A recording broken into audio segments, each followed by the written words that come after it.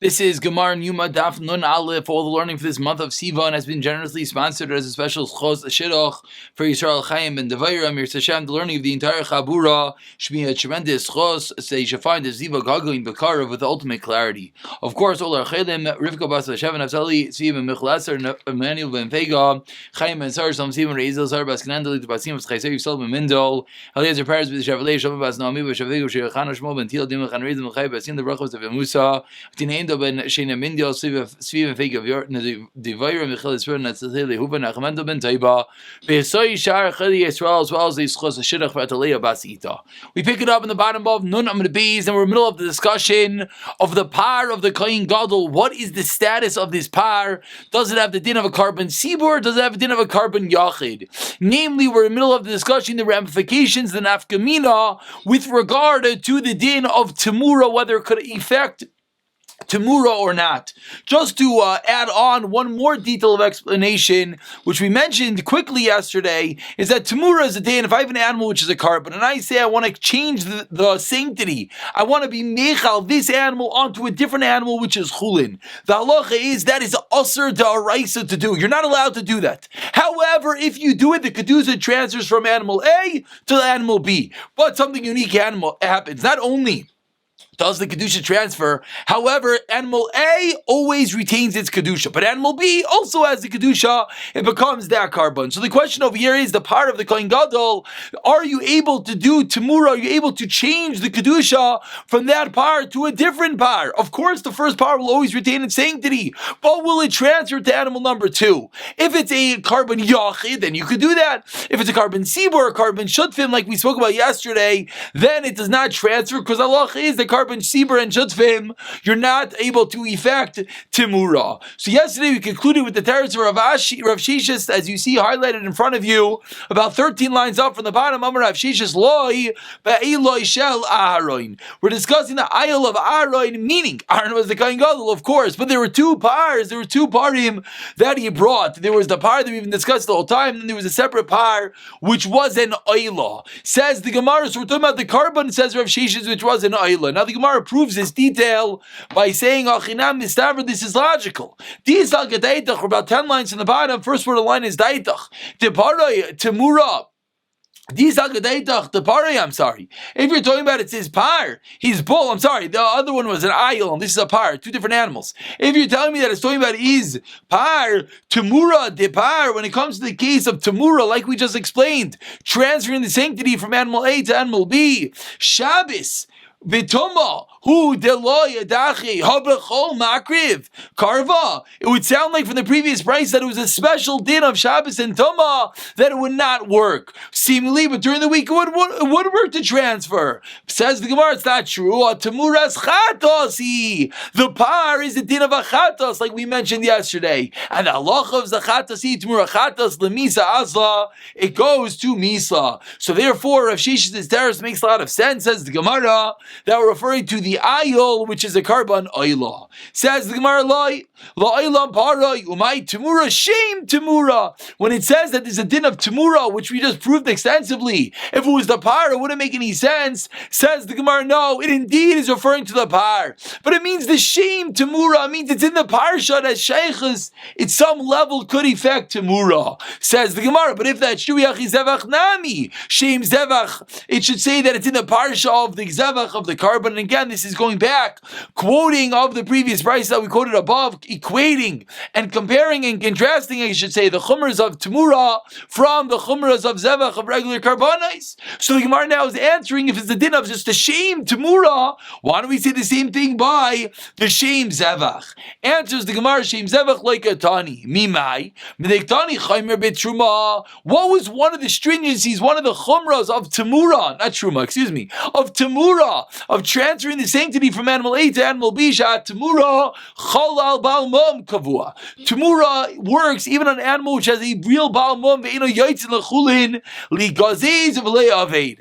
And the halacha is that the animal, even if it has a balmum, will not go to chulin in order to use it for its shearings, in order to work with it properly. So what's the raya? Says the Gemara, if you're going to tell me that when the Brisa said Zevach, it's referred to the Shem Zevach, the Parsha, the Sheikh is to Karbanos, it can't be, because then Va'ika, there are turning over to Nanalef Amanalef, Bacharu Meiser, there are Karbanos. Bachar and Meiser, says the Gemara, the Cholin al Balmum Kavua, which could work by a Balmum Kavua. And yet they do not go to Chulin to be able to use the shearings and to do work with it. And therefore, says the Gemara, L'Shem Zevach Loikatani, cannot be referring to the Shem Zevach, but it could be referring to the Shem Tmura. And therefore, says the Gemara, we have no proof. Says Gemara, Ma'ishna Tmura. Okay, but bottom line is, why is Tmura any different? Why by Tmura are we able to say that it's referring to the Shem Tmura, the general category of Tmura? Says the Gemara, Shem Tmura Achasi. There is one name, one colloquial, one collective is the right word. One collective name of all the halachas of Tmura, whereas when it comes to Zevach, Karbana, Izika, Bachari, Meiser, there are different categories that are exceptions, therefore the Brisa is not referring to that. Now we continue, we're 4 lines down, Ula Rav Sheshes. The Gemara now goes back in the terrace of Rav Sheshes. Rav Sheshes learned that we're dealing with a specific type of carbon, and Rav Sheshes explained that the Brisa is referring to which carbon? The par, Ula Rav Sheshes, Adamuki la ba'ayil, I said that wrong, one more time. Ula Rav Sheshes, Adamuki la ba'ayil shal aron. That was Rav Sheshes' terrace. That's where we started today. The Rav Sheshes said there's no raya because the Brisa is referring to the ayil, the ram, which is a carbon ayla. Says the Gemara, according to Rav Sheshes, that's referring to the ayil of Aroin. Look, Mabit Pesach. Why are you saying he's referring to specifically the ayil? Why do you say he's referring to the carbon Pesach, which shares the same qualities? It is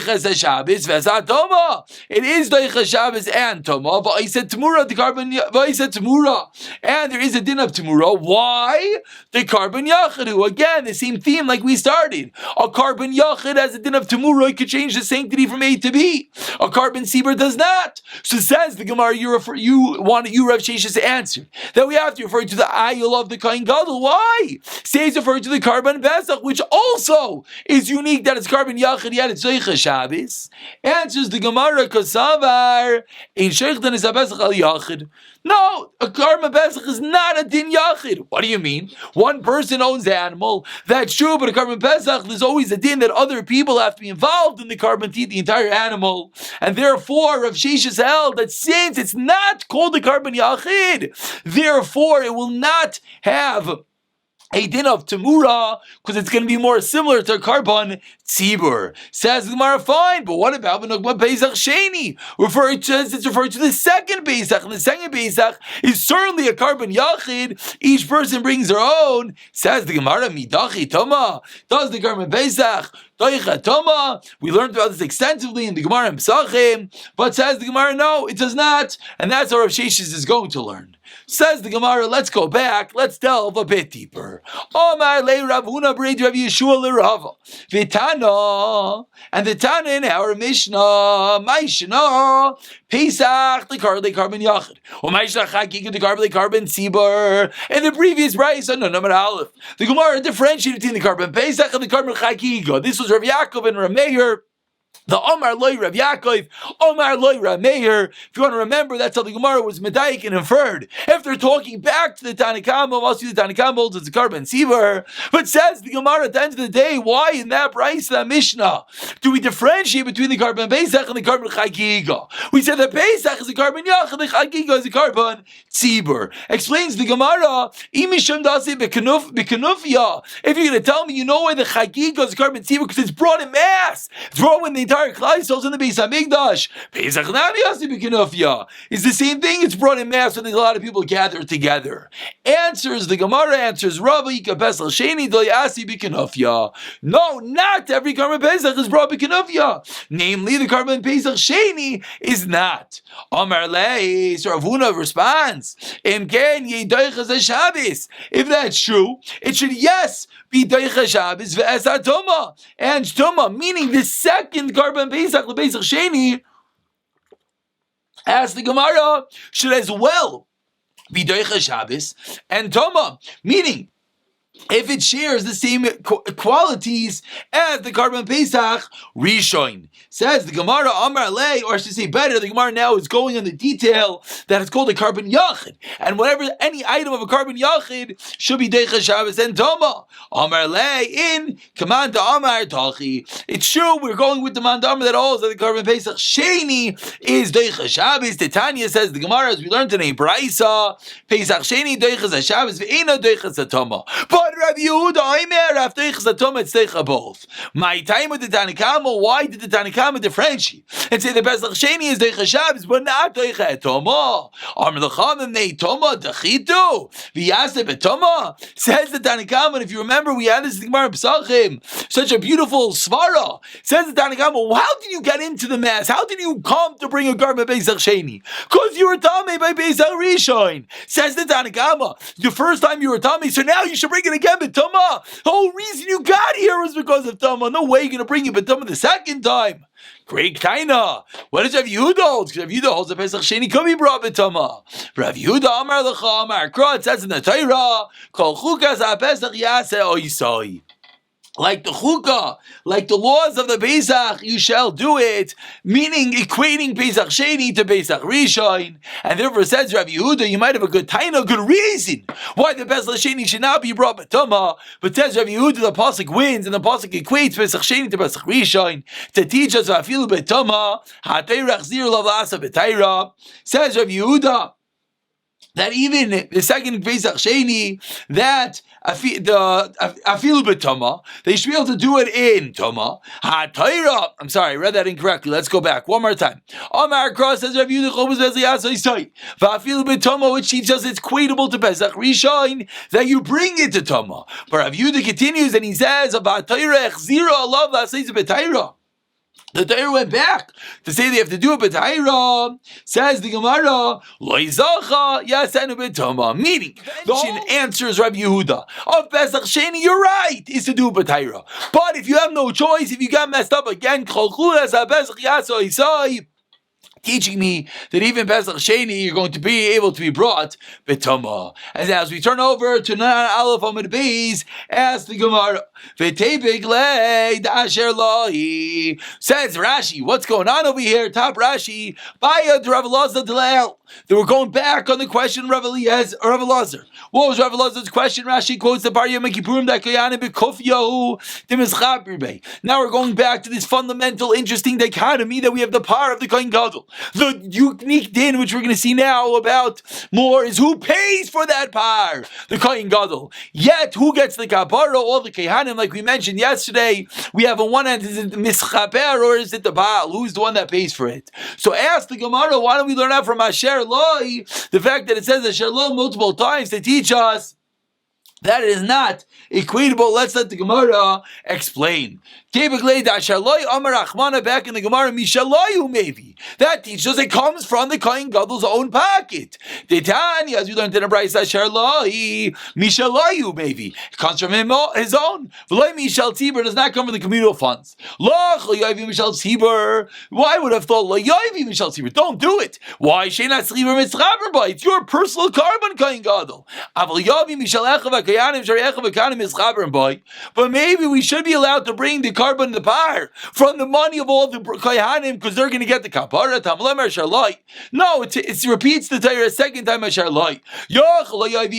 You should not bring it for the carbon. However, if you brought it from communal funds, I would think it's kosher. A third time. It teaches you that it is ma'akiv, that it has to come from the Kohen Gadol's own pocket. So the Gemara is bothered that I don't understand. How could Rav Elazar have a hava amina that all the Kehanim are equal, or that they're partners? We see clearly it comes from the Kohen Gadol. Says the Gemara, one second. According to you, I